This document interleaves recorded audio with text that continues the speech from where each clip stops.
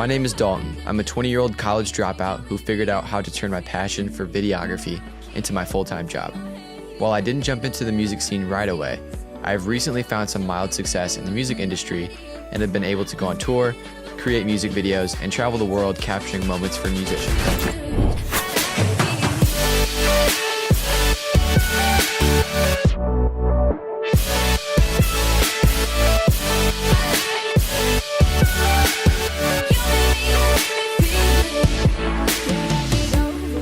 Similar to myself, Dean is a 21-year-old college dropout who also turned his passion for videography into his full-time job.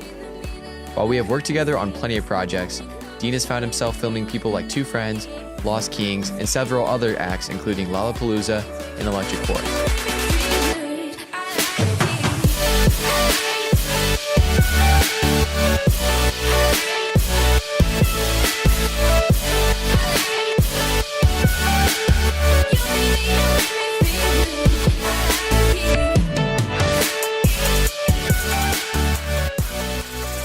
And with that being said, welcome to the 5 to 9 show. All right, welcome back for another episode of the 5 to 9 show. This episode, Dean and I are going to be discussing pretty much how we got into the music industry as videographers and photographers, and how you guys can do the same thing. We're also going to touch on how these strategies that we're going to talk about apply for anything that you want to do, whether it be all the way from getting a corporate job to maybe getting, if you're a painter, getting your art into an art museum or into like a art show or whatever. Anything like that, we're going to be able to kind of give you general advice to apply to that. So I'll start off here. Well, Dean, why don't you say hi to everyone first? Hi everyone. Okay, so I'm going to just start off with a question that we had written down to kind of lead the conversation, and then we'll go from there. So, Dean, why don't you kind of give everyone background on how you got into the music scene? What was your first show? How did you get it? What were like the deliverables you had to give them? So, like, was it a video? Was it photos? So yeah, just touch on how you got it. Yeah, I'll start with my first show and you can too, then we can go from there. So my first show ever was for this guy called Enzo. He's still around today, but I did a tiny little show for him. He played for about 20 people in this shitty venue in Chicago. The way I got it was literally from DMing him on Instagram like 3 times until he finally responded. And he didn't respond at first because I didn't have any work, and then I was kind of like, the first one I was like, yo, like, I'm kind of new to this, like, I'd love to work with you, but then he didn't respond. Then the second and third one I was like, I know I can do good, I just got a new camera, and I think I had one video out at the time that I could show him by the second and third time I DM'd him. But he finally responded and got the gig, and it was like the worst lighting ever in the venue, and I was supposed to give him a video, but we couldn't even post the video because it just looked so shitty because the venue was just disgusting. The Subterranean in Chicago, don't try to film there, it sucks. But yeah, so I literally, before getting that gig with him, I literally had DM'd like probably 50 artists to try to get gigs, but none of them ever responded because, one, because I didn't have any work, 2, because I was probably wording it wrong, and 3, because I was just super amateur at the time. I really hadn't done anything. So yeah, it just shows that you got to keep going to get what you want, and in the end you can get it. Quick note, I just had to leave the screen because I had to put a hat on because I literally just rolled out of bed. But hey, so anyways, for me, technically my first show was in this really small, dumpy venue in Fort Wayne, Indiana, because I was still in college, and it was for this guy named Montana of 300. I don't know, or wait, no, sorry, I wasn't in college. It was just after I dropped out, but it wasn't even, the thing is though, it wasn't even, like, he literally showed up and played for about 30 minutes at like 1 a.m. And so it was all these locals like performing before him, and like I I went with my friend, and it was so weird. I had my camera, but like no one even knew who we were really. They were just like, we had like one contact, and he was kind of like, yeah, you guys can like come. So I think it was more of just like we had permission to bring our cameras in. We didn't really like. Did you even have a media pass? No, like there was no credentials. Oh my Nothing, God. like, yeah, so I don't really know if I'd count that. I mean, It was a show and you filmed it, so. no, I took pictures, but Oh. I don't know. It was fine. Yeah, but but my point though is that one I didn't really do, like, it wasn't how things normally go. So like I guess after that, and like I didn't speak to anyone. It was my friend pretty much got it, and he kind of brought me along. I don't know. It was just super weird and like a half show kind of thing. But anyways, that was the first show I ever brought my camera into. But if we're talking the first show that I ever shot, like for the artist, and I did the work to reach out to them, it was the next one after that, which was actually probably 6 months later. I reached out, well, so probably a month after that show, I reached out to Time Flies, and they, what did they say? I feel like they didn't respond for a little while, and then I think it took like a week. I remember you telling me. And then so I had emailed their manager, and he hit me back and was like, yeah, I think we can make it work. But it was like, I hit them up about a show at Summerfest, which was in the summer, and this was like 3 months out. So he was like, let's like just reconnect, you know, once it gets to be like a month before the show at least, because this is just too far out. So I was like, okay, but I was like, I'm gonna probably have to be the one to hit it back up. Well, what was super cool is like, just like he said, 2 months later, he hit me back on email and was like, hey, like, let's reconnect and figure this out so you can come out. And I was like, wow, perfect. What was even more perfect was that he asked if I could do photo and video, and I said no, but I know two people that could help out. So I ended up getting Alyssa, which is Dean's girlfriend, and Dean to come out, and we all just mobbed on video and photo, which was sick. But the way I got that was, Dean, do you want me to jump into like the stuff we use yet, or not really? We probably need to finish up with who else we work with and have worked with before that. Yeah, true. Okay, so yeah, I just basically emailed his manager, and I got lucky that Luke, who I'm so close with today, their manager, is a super great guy and did reach back out to me. But I felt lucky because I know a lot of managers and stuff. Like, I had no work to show, so like there was no reason he should have given me that gig, but I didn't expect him to hit me back up.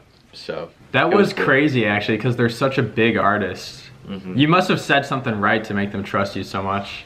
Yeah, I mean, oh wait, that is not true at all. Hang on, I got my stories mixed up. So I did have work. Dean and I had shot the Chainsmokers before. Oh yeah. But once again, that was like not really a real gig. That's like, why we hadn't thought about it, because we were just on Media Pass and it didn't really like count. So yeah, so basically how it works is like, you can either shoot for the venue or shoot for the artist. You want to be shooting for the artist. Right. You have way more access that way.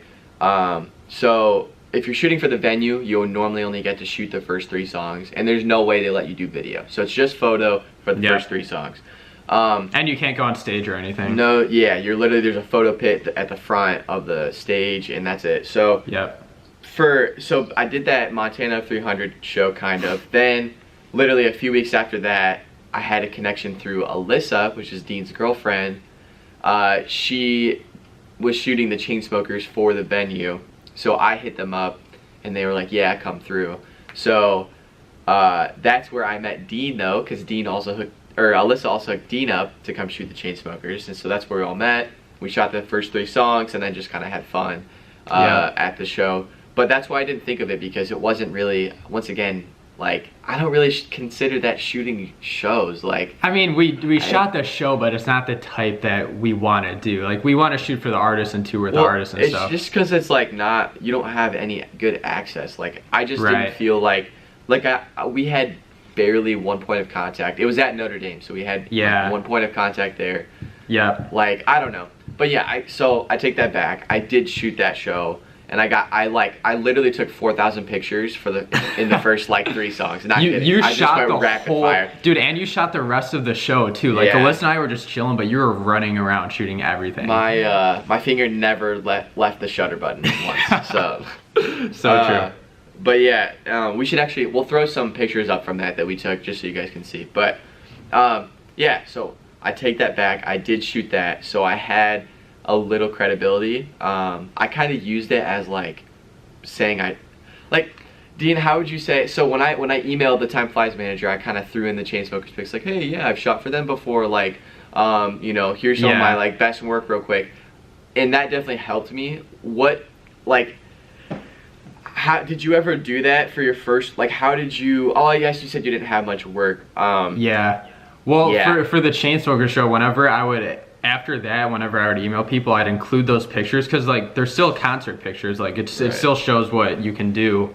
But I said I shot the Chainsmokers instead of saying I shot for the Chainsmokers. Two completely different things.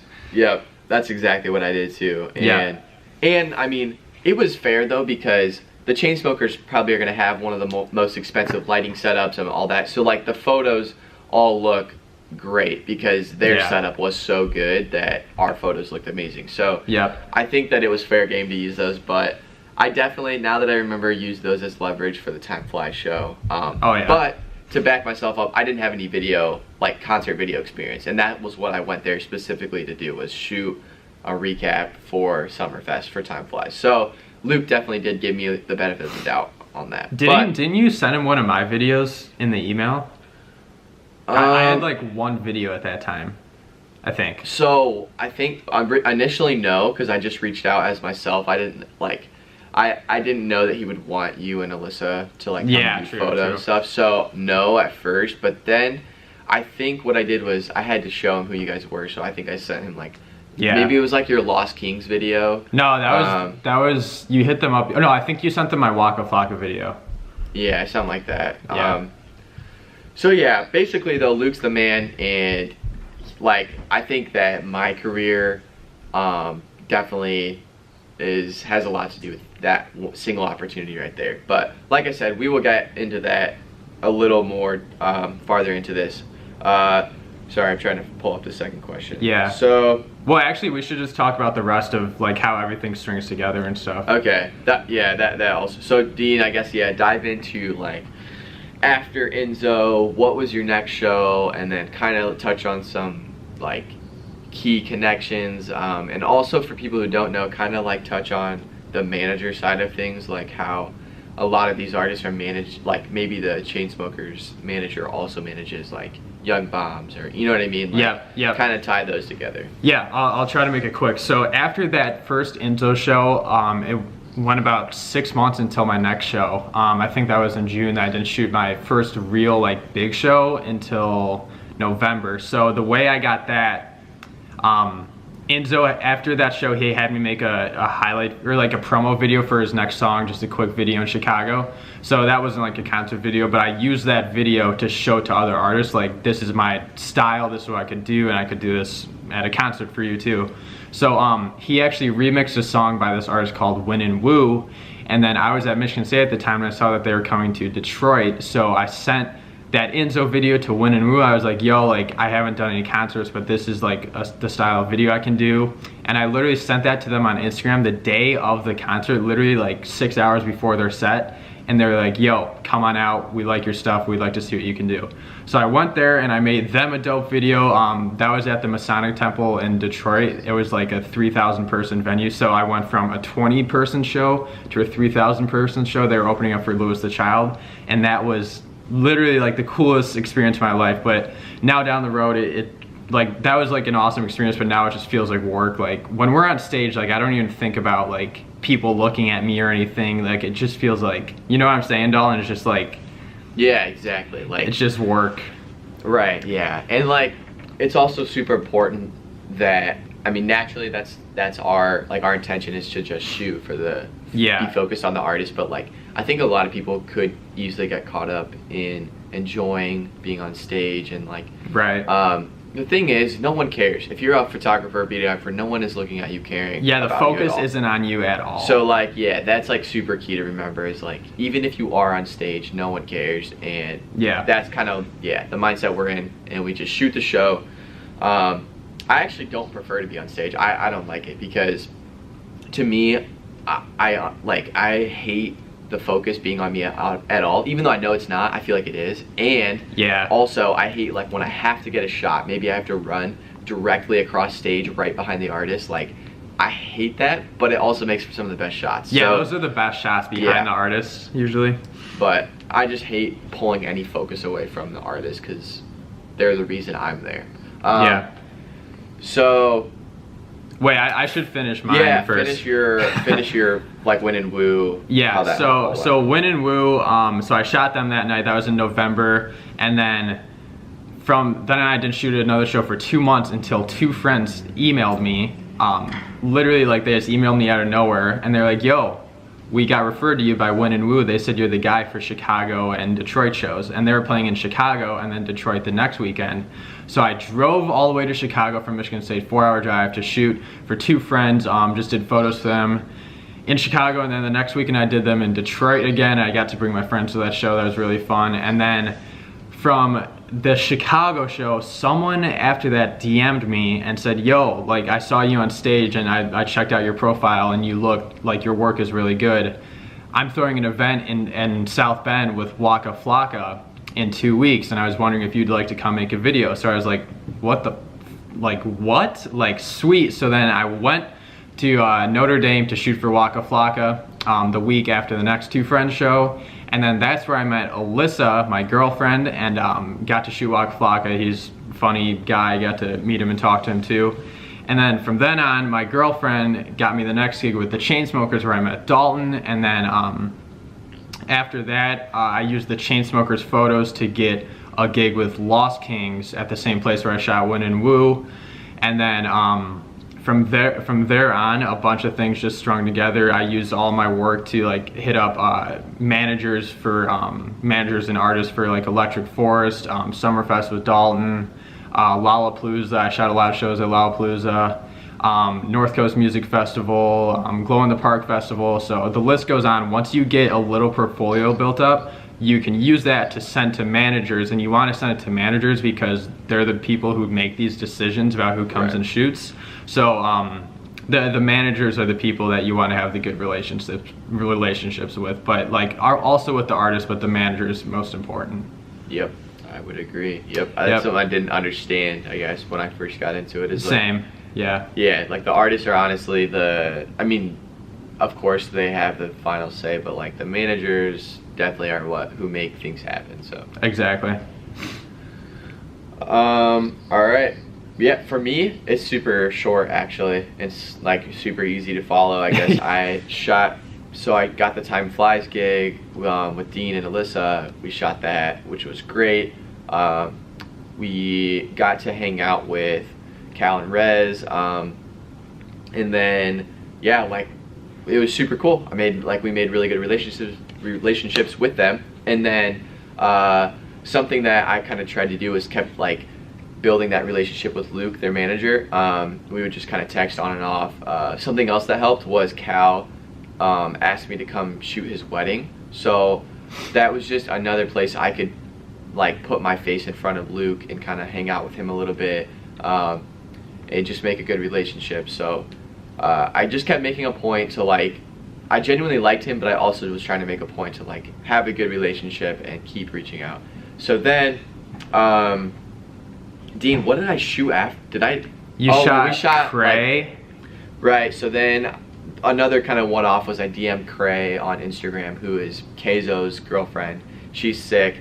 Shot some photos for her. And then after that, I DM'd Chico's. Was that my next one? I think so, yeah. So I DM'd them on Instagram. I was like, hey, like, you're coming to play a festival in Grand Rapids. I'm pretty close. Well, I always say I'm local, just so that, you know, they kind of have that in their head. But for yeah. Anywhere in the Midwest, I'm always like, yeah, like, I'm local here, yeah. Because they don't want to have to rely on someone to drive 3 hours.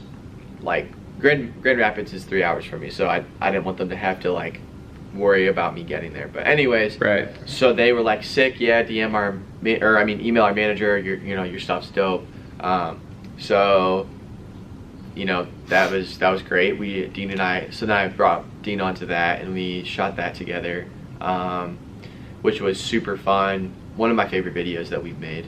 That was really fun. And then after that, I think the next thing that happened was my little tour gig with Somo. So here's where Luke kind of comes back into play. He knows Somo's manager, and I guess Somo's manager contacted Luke and was like, hey, we need a videographer for the last leg of this tour to make try to basically make a recap in the last 4 shows of his like 6-week tour. Yeah, so anyways, Luke was like, yeah, I know a guy, and it was me. So he hit me up, and it was like only a couple days notice to fly out to New Mexico. So I was like, yeah, luckily I wasn't doing anything, and Dean was at my house, which is crazy because you've only been at my house like once. Really, Yeah. you only stayed at my house once. So Dean was there. So yeah, I went and did that like last 4 shows of that tour, which was great. That was my first paid like music gig. And then yeah, like that led to doing a music video with Somo. And then then Luke also got me in like 4 or 5 days I leave for Europe, and this was also for a tour, and Luke got me this as well. So basically Luke's the man, and Luke's like the staple of my career. Yeah. But yeah, that's basically. I feel like I haven't even done that much music stuff yet, but Dude, I think there's I mean, a lot more to come. So. You've done like less gigs, but like bigger gigs. I mean, yeah, like, but also another thing is that I genuinely like Luke. Like, he was always super good to me. Yeah, and I always true. like respected him a lot, and like just liked him. Yeah, like he's done a lot of good things for me. And He's a good guy. Yeah, so like I guess if you don't genuinely like the manager, like I wouldn't recommend trying to just Don't work with use people them. you don't like Yeah. with. Like just to use them for connections. But I really do like Luke, and the Time Flies guys are great. So, and same with like Somo's manager, Somo. They're all great people that I love working with. So that's why I continue to kind of foster those relationships. But yeah, so that's my biggest advice, I guess, is like try to make, if there's people you like and they're good people, like foster those relationships. So Dean, do you want to dive into how, like, some methods for people kind of reaching out to artists, and some things that you and I have done in the past for doing that? Yeah, definitely. So first thing I'd say is if you're looking for your first gig, don't ask for money. Usually if you reach out to the artist, you're not going to be the one asking for money. You can only really ask for money if they reach out to you. So yeah, like if I tried to charge Enzo like $100 for that first show, he would have been like, are you kidding me? But so when you're reaching out to artists, usually in an email or DM on Instagram, always be as nice as possible, be very considerate of their time. Like usually I say thanks for your time and consideration at the end of each email or DM. Just say like, yo, like I'd love to come out and shoot for you and help out like your image and stuff, like get some dope photos for your Instagram or something. Just like try to provide for them and bring as much value as you can. I word every email or DM differently, but always just try to bring the value to them. Show them what you can do if you have work, but if you don't, try to shoot for a smaller artist and just be like, yo, like here's some of my like portrait photography work or other video work. Right. And I'd like to apply it to your concert or something. Yep, I agree. The free is the big thing. Like, Yeah. when you don't have any credibility or anything, like you gotta kind of just offer your services free at first. And Exactly. then, like cheat codes we did free, Time Flies we did free. Yeah. Obviously Chainsmokers, like everything I did up until the Somo thing was free, and I know Dean did even more free work. I think the first paid gig I got was when, like how I said, if the artist reached out to you, then you can charge them. 2 friends reached out to me, so I charged them for that, and they didn't know I was driving 4 hours from Chicago, but I charged them I think like $100 for that show. And then when you do stuff for free, make sure that it's your best work and that you're giving them like your best. Just your best. Like give them your best work, your best, when you're there, be super nice and thankful, and then shoot as much as you can. And then when you're editing, just put your absolute all into it. Yep. And that's really the only way to get, you know, to start getting like portfolio work and to make good relationships with people. And that goes a long way. Like, you doing a great video for someone for free could be what later down the road, for instance, the Time Flies video, you know, Luke, I did that video for free, and Dean and I put a ton of time into editing that. So like, but you know, even though I had to lose money or time in that situation, it led to later down the road Luke recommending me to do another shoot, which led to music videos and tours. So you kind of just have to see the you know, the short term or not, you know, not focus on the short term gain, but look at the bigger picture and how this will affect you. Yep, exactly. So yeah, I was gonna say, like, when you're doing stuff for free, you're doing that in hopes that you can get more paid gigs out of them, or like this. I don't want to make it sound like you're using them, but like do it so like you can get portfolio work and get paid gigs in the future if they refer you to something. Like, I shot for Win and Woo for free, but then they referred me to 2 friends who I was able to make some money from. Yep. Yeah. Yep. That's right. Yeah, so should I check the, I'll see what other questions we have, if there's anything else that we can, I guess, well, something I wanted to talk about is there's a website that I stumbled across that did definitely get me a few gigs. It got me Luke's email, the Time Flies manager. Oh, yeah, yeah. So there's a website called bookingagentinfo.com, and I wish they were paying me to say this, but we'll have to work on that. But basically you pay, I think it's like $30 a month. It might be less though. But yeah. Anyways, you pay for this website, and there's literally every piece of contact information for anyone who's famous that you would want. So I highly recommend, like, you know, I paid $30 and was able to shoot a bunch of shows. So technically we definitely lost money. Like, we spent our own gas money, our own food money, had to stay in hotels sometimes to go shoot these shows. Yeah. But I mean, I've already made easily all that back just from like shooting a couple tour shows or whatever. Like, if you quickly make that back. So definitely I highly recommend investing in this website. Yeah. Getting emails, you know, emailing managers, and using this tool to help you get music gigs. Yeah, I think I used that website only like once though, because the way I usually find emails is on SoundCloud actually, because no one goes on SoundCloud anymore, and all these old like, say, I bet Marshmallow's manager's email is on his SoundCloud page, because no one goes on SoundCloud anymore. It's probably there from like 3 years ago before he blew up or something. So SoundCloud, also like Facebook, sometimes in Facebook pages, you can find managers' emails.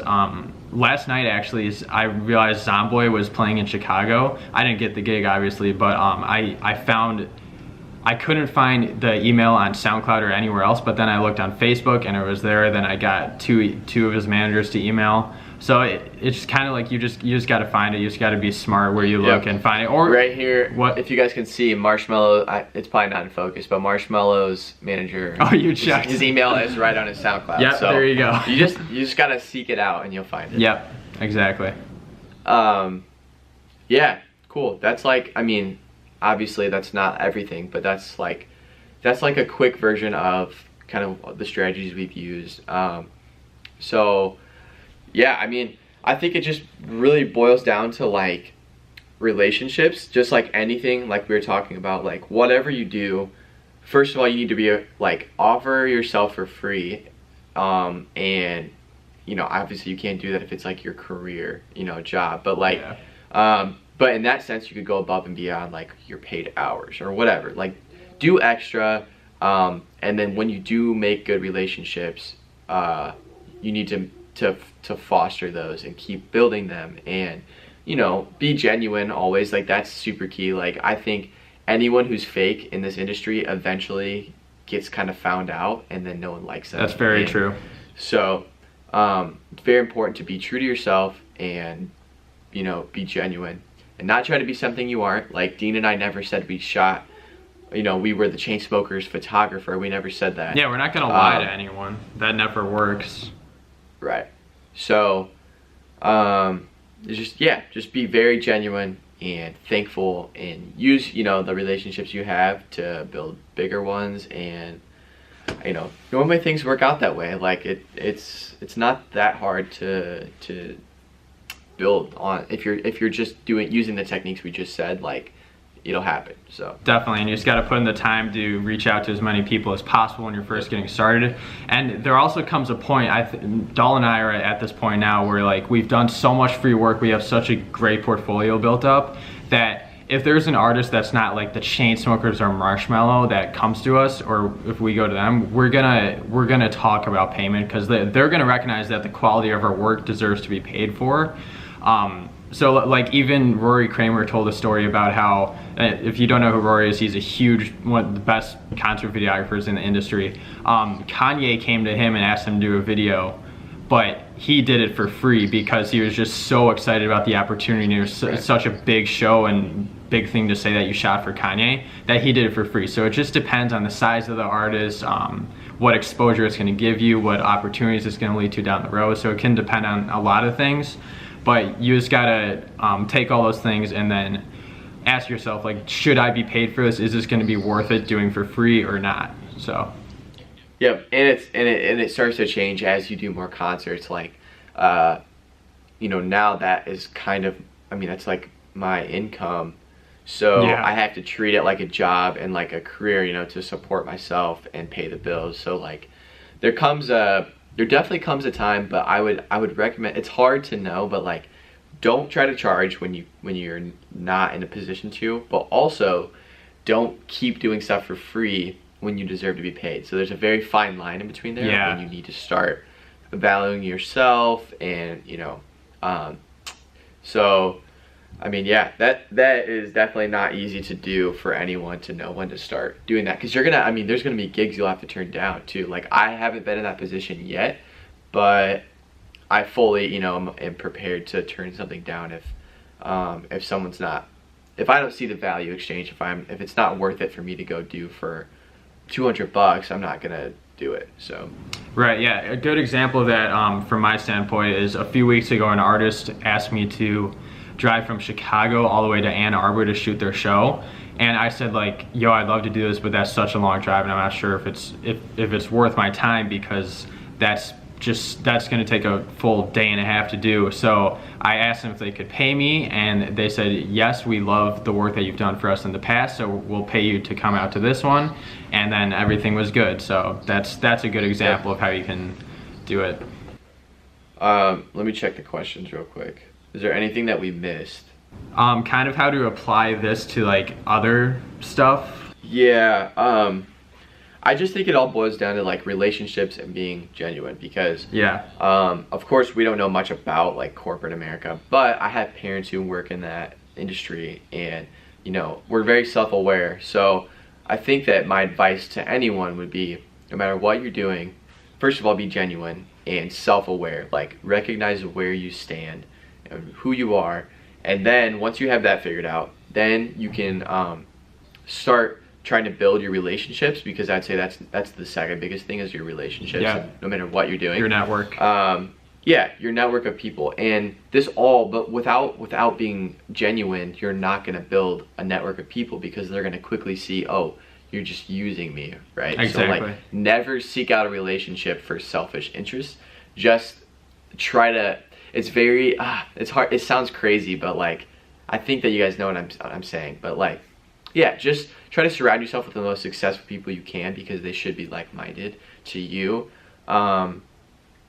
And then, you know, once you have the relationships, then you got to make sure that your quality of work is there, because if an opportunity comes, like let's say, so Dean and I were just talking about this is a side note, if the Chainsmokers hit me up and asked me to maybe do like, I don't know, like let's say they were headlining Lollapalooza, and they were like, we want you to come out and do like, oh, well, this is a bad example because I would feel comfortable doing that, but maybe a tour. They're like, hey, we want you to come on tour and do like a whole tour recap. I would honestly probably, I don't know if I would do it, because here's my reason. I don't know that I'm prepared to deliver the quality of work. Dude, you would do it. You would do it 100%. But no, but hear me out, dude. Like,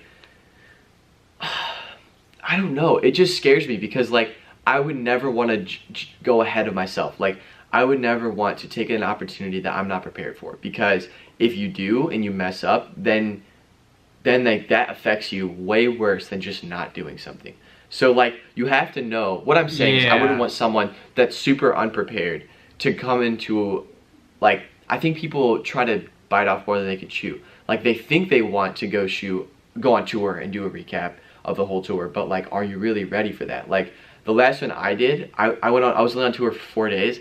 I felt like barely prepared for that. Like that was a lot.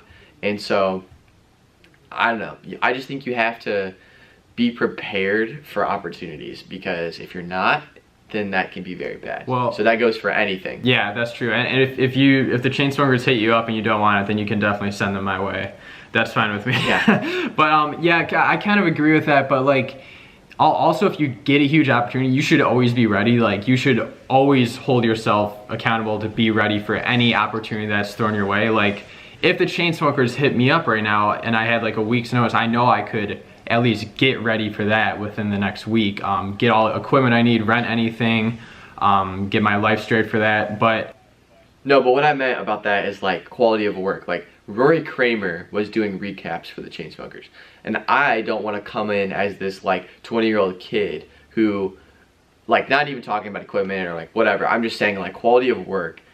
Would I be able to deliver a product to them that made them as happy and was as good as Rory Kramer's? Dude, I think you would though, because the reason Rory Kramer's work looks so good is because he shoots the Chainsmokers on huge ass stages all the time, and he shoots huge artists and stuff. Dude, but like, you know what I mean though? Like his work, no matter what, is so good. I'm just saying, I would do it. I'm just saying, like, maybe someone who was less experienced than me, if this opportunity came to them, I would challenge them to not jump on it. Just because, like, I don't know if people realize how bad that can blow up in your face if you show up and you're like the artist ends up being more pissed off at you than like happy, because they're like, why aren't you like getting this? Like, because they, you know what I mean? They've had good people in the past and they know what they want, and if you're not prepared, it can be bad, is what I'm saying. Yeah, that's true, but just gotta do your best to get prepared for that in any situation. All right. Do you have any other things to say?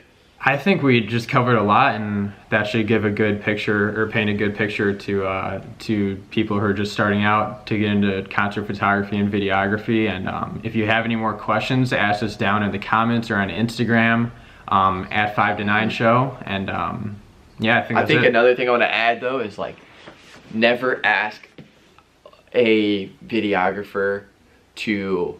Oh yeah. Like, yeah, so like I get a lot of DMs, and I know Dean does too, of like people like, hey, saw you did a video for Cheat Codes, or saw you shot the Chainsmokers, can you get me, can I come out and do that with you sometime? And I get the intention, because Dean and I actually did the same thing. Yeah, we did the same thing. But it's not that easy.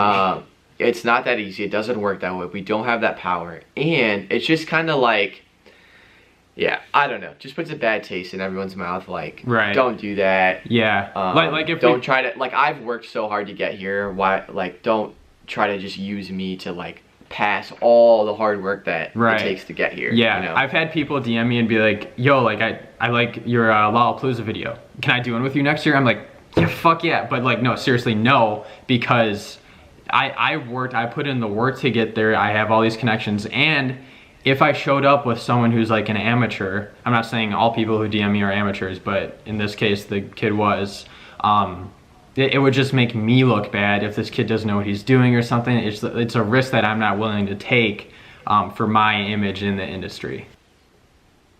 Right. Yep. Yeah. So don't do that. That's not the way to do it.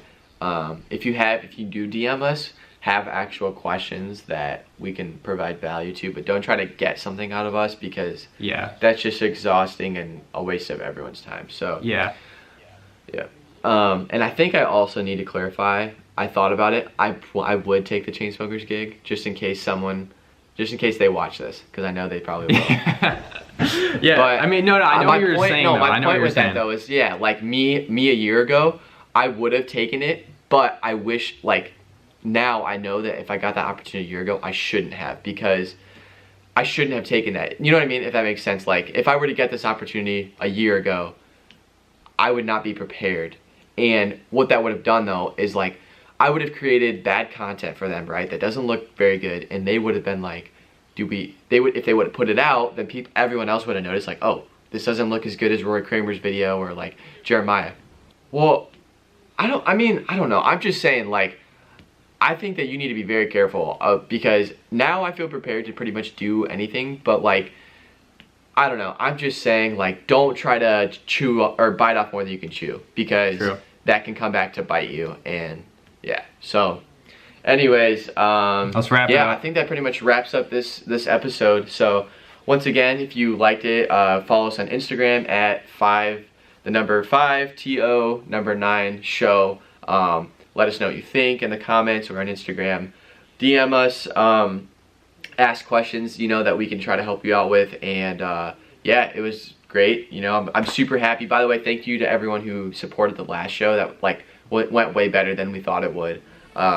So yeah, we're gonna keep bringing the value to you guys, and we'll see you next show. Yep. Peace out, guys.